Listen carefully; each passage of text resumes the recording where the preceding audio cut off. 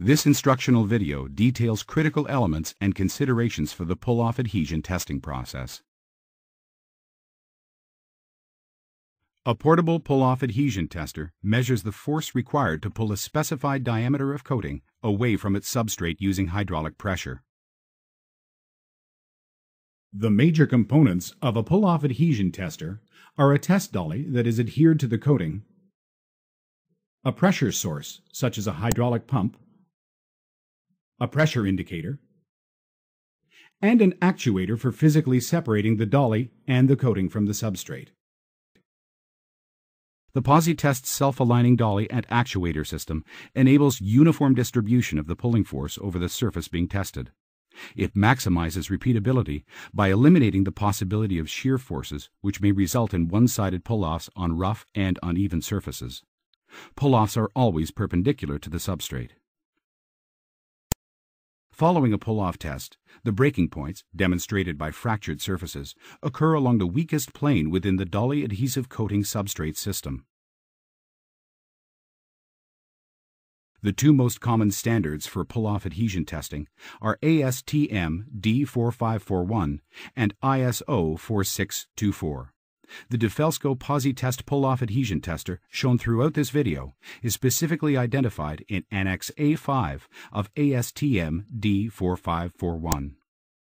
Every PosiTest adhesion tester pressure system is calibrated and certified to a plus or minus 1% full-scale accuracy using a NIST traceable load cell.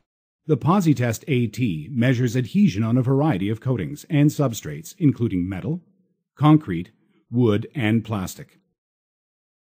With the included 20 mm dollies, the PosiTest AT has a range of up to 20 megapascals, 3,000 pounds per square inch.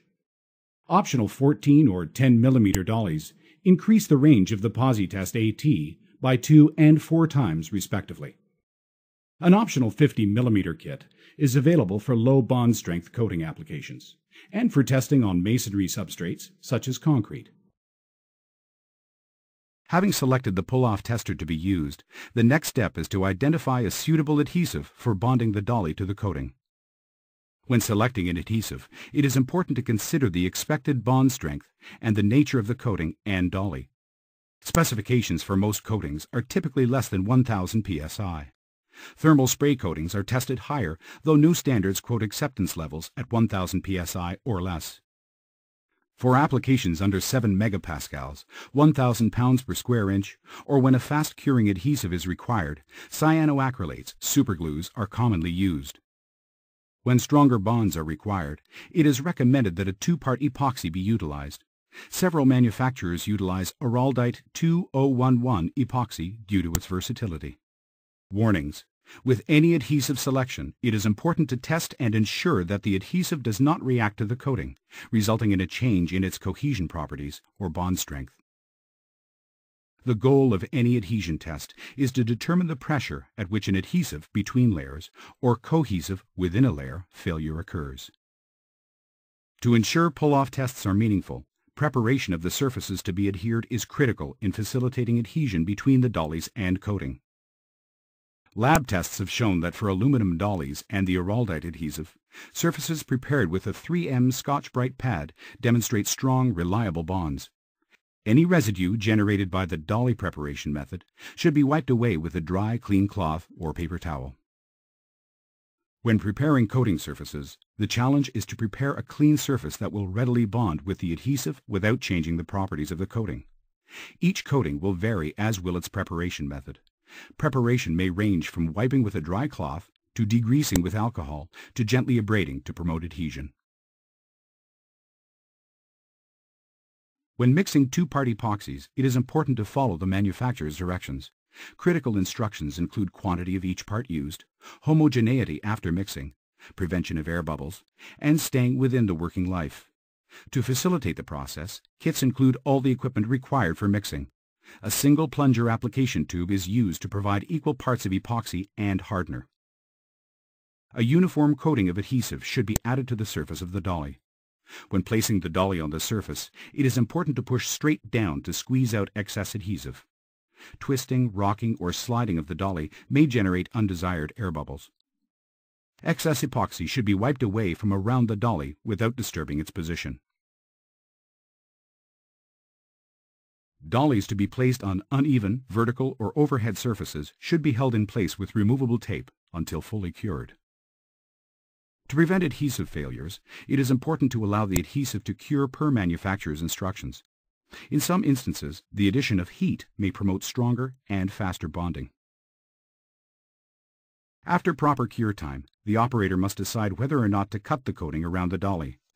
As a minimum, any excess epoxy that appears during the curing process should be carefully cut away to prevent an increase in the pull-off area.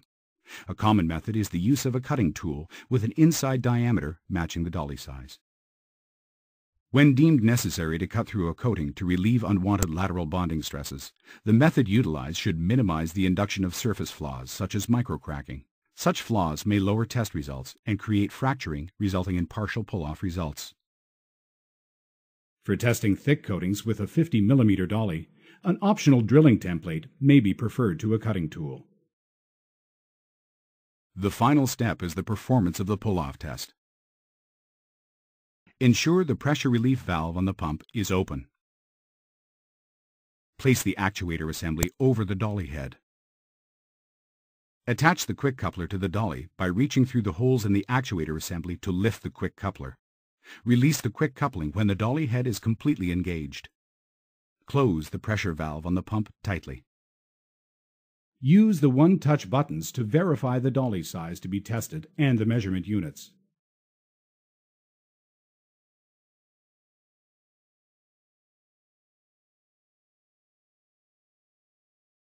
Press the Start button to initialize the tester for a pull. Prime the pump. The large, easy-to-read LCD display will continuously indicate the pressure in the system. For optimum results, it is recommended to reach the pull-off target pressure in the middle of a stroke. Unless stated differently in the test specification, continue pumping at a maximum rate of 1 MPa, 150 psi, per second until the actuator pulls the dolly from the coating. The graphical pull rate indicator enables the operator to monitor and adjust the rate of pull. After the pull-off occurs, open the pressure relief valve. The display holds the maximum pull-off pressure value. Since calculations are made automatically by the tester, there is no need for conversion charts for different dolly sizes. After completion of a pull-off test, data from the reading, including pull-off pressure, rate of pull, dolly size, and test duration, can be placed into memory by pressing the Save button. When readings have been stored in memory, the Memory Mode icon appears. Stored readings can be reviewed by pushing the Save button or by downloading to a PC for further analysis. Mark the dolly for future qualitative analysis.